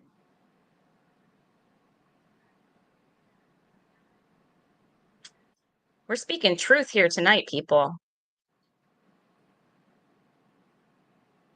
We can't. If he writes about me tomorrow, if he writes about me tomorrow or 3 or 4 days down the week, then we know where it came from. I love Aiden. Right. I do. But he can't. You love that side of him. You love that side of him that we all see that he can be and want him to do better and continue to be that side. That's he how is awesome. Disappointed. Right. I was such a fan and I'm very angry at the moment, but I'm more disappointed than anything. Like you can do better. You have so much talent. I don't like the side of him that attacks people when they do something he doesn't like. That I'm not happy with. Coercion. That I'm not happy with. No. And I finally gotten. Why do you think Dana and Tracy took that video down? Because he called off the mob.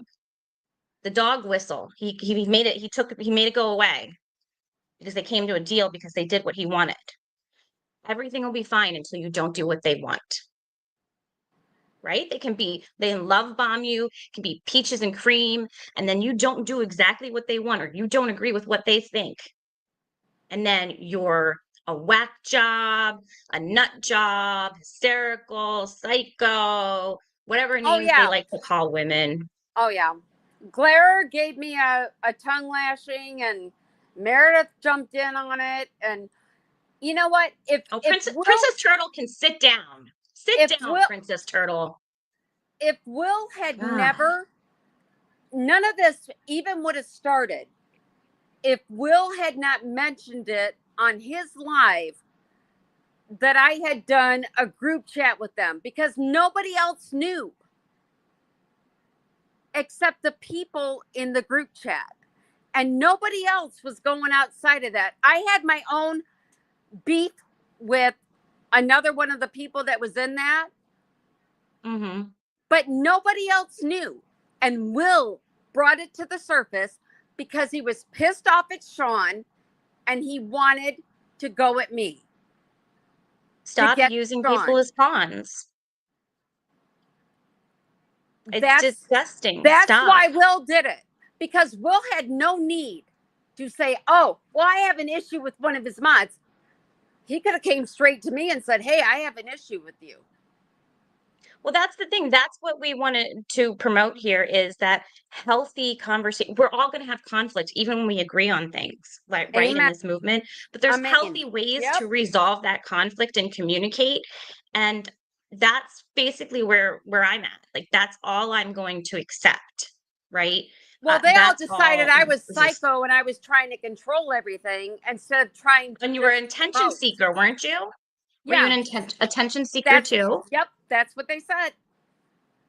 And I'm sure I'm attention seeking now too. But I was No, asked ma'am, you have a I voice. was asked to come on. You have a voice, and I'm proud of you, and I'm proud of everybody. Even if we don't always like the delivery or we don't like every word that's said, you have a right to your own voice and how you feel without any fear or retaliation. And I want nothing to do with that. Well, it breaks I my want him to heart do because better. I If he do can do better, then I'm okay. We can this place is a safe place. If you want to rise to our level, great, but we're not coming down to yours. oh, I've told Aiden to his face. I love you when I watch you on the steps of the courthouse. When you are giving Yeah. a live interview, I love you. When you're driving and you're doing your lives, I love you. When you get on your channel, not so much. I can't even do it in my house because I have a granddaughter here. I Might get can't listen porn to it. bombed. And he's I know. smarter than that. He is an Yeah, but it's intellectual. about motivation. What motivates him? You know, what's best for him. And I'm hoping in reality, I'm hoping that all these honest conversations I want a better really, career really, for him than that. He could but have a I'm worried great about career. everybody else first. I'm worried about everybody else first, you know, to make sure that everybody else is good, that all the people are good. And if he wants to learn and self-reflect, then great. We can all shake hands, move forward. That's what a leader should do, right? And that they should unite the people, de-escalate, don't escalate situations. And that's what I want to see in this movement. This is the lane I want to go personally. At first, I was like, I don't even want anything to do with it anymore because I don't want to be associated with violence if that is the self-proclaimed leader of this movement. However, you're too invested. You know, our hearts are in it. We care. And so I don't want to be in that lane anymore. I want to be in the lane that does good things, is positive, and speaks kindly of people, doesn't use them as pawns, and is good to the people. Well, I know DJ's probably going to be disappointed with me because he's like, ignore it, let it go. But that's the problem is because when I let it go, then it goes on to somebody else. It's gone on to Jen now. And then it's going to go to Right. somebody else. And I can't. He's a great guy. He just needs to stop. I He mean, really, Kat and I both have social work backgrounds. I'm sure it would do him some good to do some self-reflection. Therapy is good for everybody. That and prayer is the only recommendation I have for him. but I totally understand where he's coming from because everybody has tried to put his ass in jail for over a year. I totally understand. He doesn't think he can trust people. Totally understand that. You have to be trustworthy yourself, though, as well. It's reciprocal. Not you. I'm Yeah. speaking of him. If he wants to be able to trust people, then he needs to be trustworthy himself. I probably would not have even come on here tonight had I not read his post where he said anybody can come on my pages and support Sean. That is what did it for me. Because that's not true.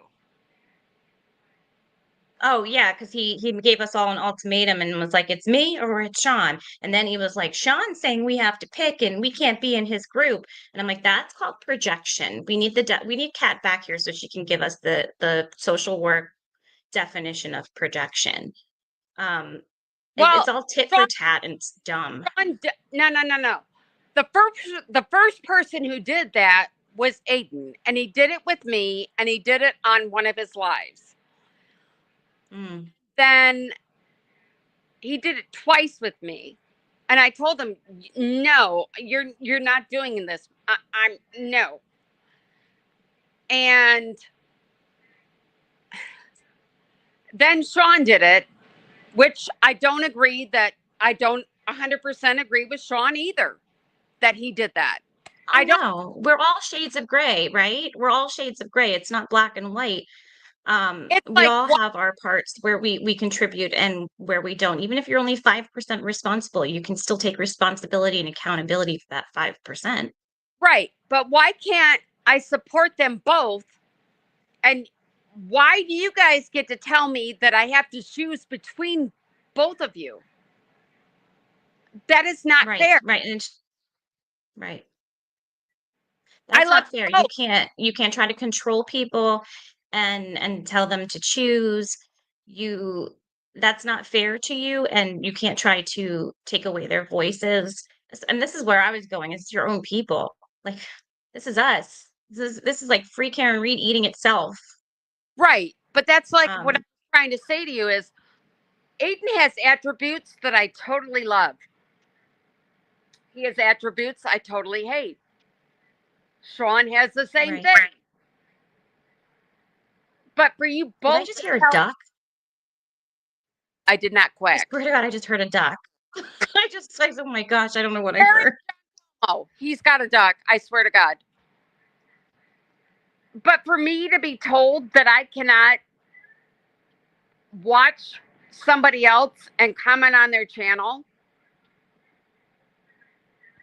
in Right. fear that you're not going to kick me out when all of this is not about any of you, it's about Karen. Bingo. And it's not only just about Karen, it's about Officer John O'Keefe, and it's about the corruption in Massachusetts and the corruption across this country and the corruption across the world. This is a big movement. It's so much bigger. It is. And it's about free Canton. And I've tried to put that out there as a hashtag free Canton because those people are still living it day by day by day. I have talked to people who have been followed, Mhm. who have had cars driving by their houses when they live on dead end streets. Or When their Jen, tires messed with. I've heard of that. That's scary. when Jen is saying that she's in fear for her life, nobody has the right to say when anybody is in fear for their life. But I've had people, Right.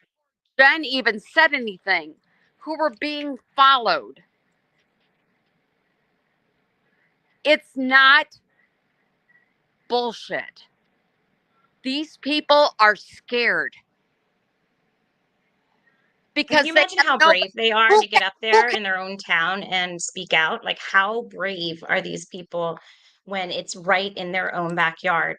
And I've told this story before, but I I listen to Megan Fox, even though politically she's on a different level than me, because I just think she's entertaining and funny and has a lot of good content on YouTube. And she is a journalist and covers cases in every other state but where she lives in New York, because then yeah, they can't get her they and her family.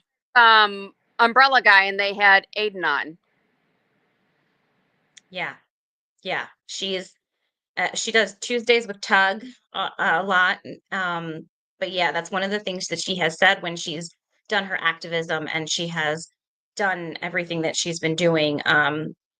Is that she's not reporting on stuff in her own state because of what happens. So imagine this journalist that's been doing it for over 20 years says, I'm going to protect my family. I'm not saying a word.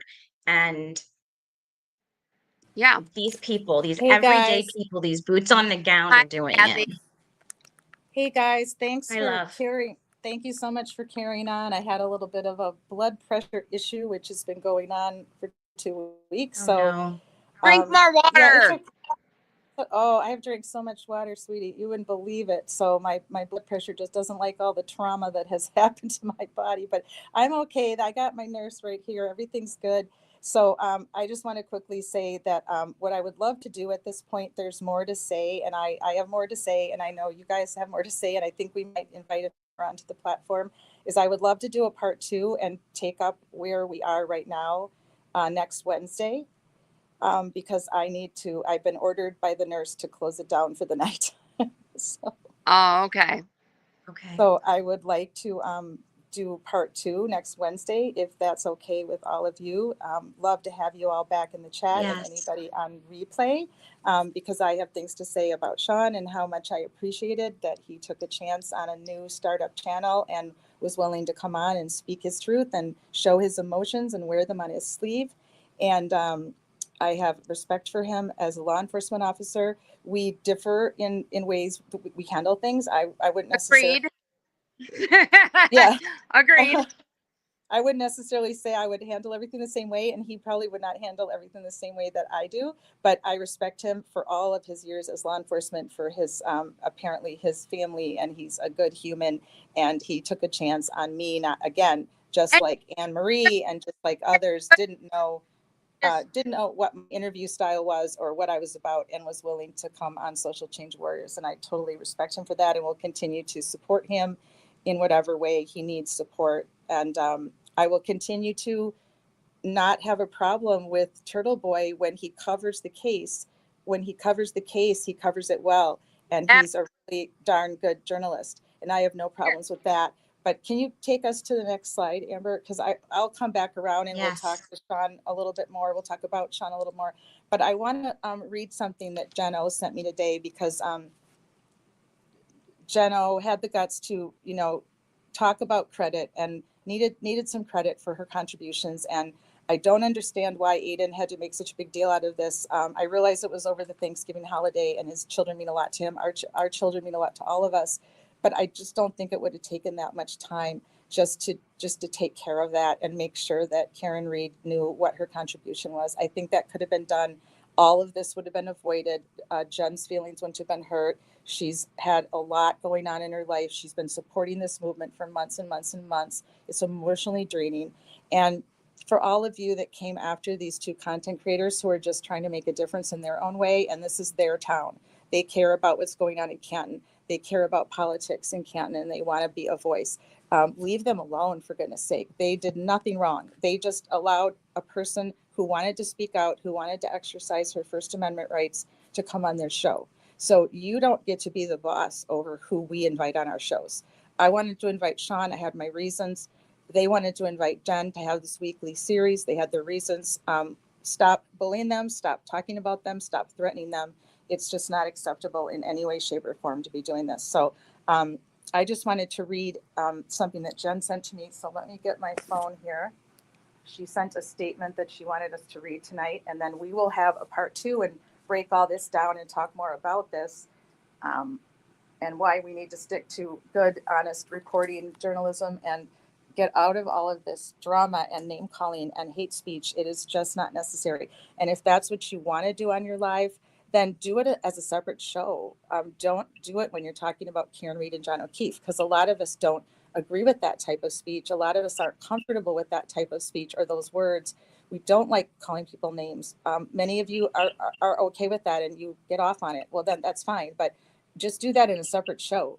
Do that for other topics. Just leave all that nastiness out of the true crime component, because many people that follow true crime do not want to be part of that in those chats. You can do anything you want. It's your channel. But I'm just asking nicely if you could just try to avoid all of this name calling and nastiness with having to do with a movement that is trying to exonerate a woman who could potentially go to jail for many years. That's my only plea out to all of you that are continuing on this name calling barrage that you've been on the last month. So let me read to you Jen O's statement that she sent to me today. I have to figure out where the heck it is. Trying to remember where we were communicating. I've got all kinds of avenues here. Kat, you're doing amazing. I mean, with just having knee surgery, being in the rehabilitation facility, getting the staples out of your knee today, and you're a Thank you. beast. And I mean that in a Thank you. positive way. You are a warrior. Thank you so much. Well, I love being a social change warrior. So I'm going to read this statement and then we're going to come back to part two. Reality check. Thank you so much for joining me. Thank you so much for all of your commentary. Thank you. Chat tonight. You were awesome. I appreciate you so much. So this is Jen O's statement. We're going to end with this and we're going to come back for part two next Wednesday. I would like to say that Tracy, oh wait, I need somebody to mute. There's some noise going on in the background of somebody. Reality check, can you mute? Let me see if I can mute her. Okay, there we go. I would just like to say that Tracy and, is it Dana? Dana or Dana? Yeah. I would Sorry, I just had like to unmute Dana. It's Dana. Yeah. I would just like to say that Tracy and Dana from Resistance to Silence have done nothing wrong. And those who are attacking them are incredibly in the wrong. They simply allowed a friend to share their voice, to allow people to exercise their First Amendment right. What they did not realize is that comes with retaliation. The landslide of hatred that came towards them was overwhelming. Until you have lived through this situation yourself, you truly have no right to judge. Stop being part of the problem. They are kind, generous, loyal, and amazing people, and no one needs to have an opinion on what they did. If you are angry, directed at me, leave them alone. I can take it. I knew the beating I was going to get when I did this. Thank you to all those who have sent endearing words of encouragement. And that is from Jen O'Donnell. And we're going to end our show with her words tonight. And Jen is going to win our this week's award for the Social Change Warrior of the Week award. So thank you, Jen. I will send you your certificate via email. And we will pick up where we left off next Wednesday. So good night, everyone. Thank you so much. Just us, Social Change Warriors. Good night.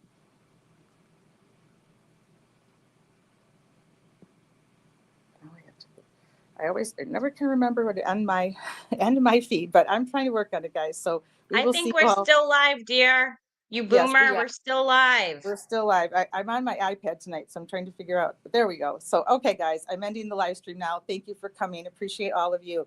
Have a great rest of your week, and we'll see you next week. Take care. Just us.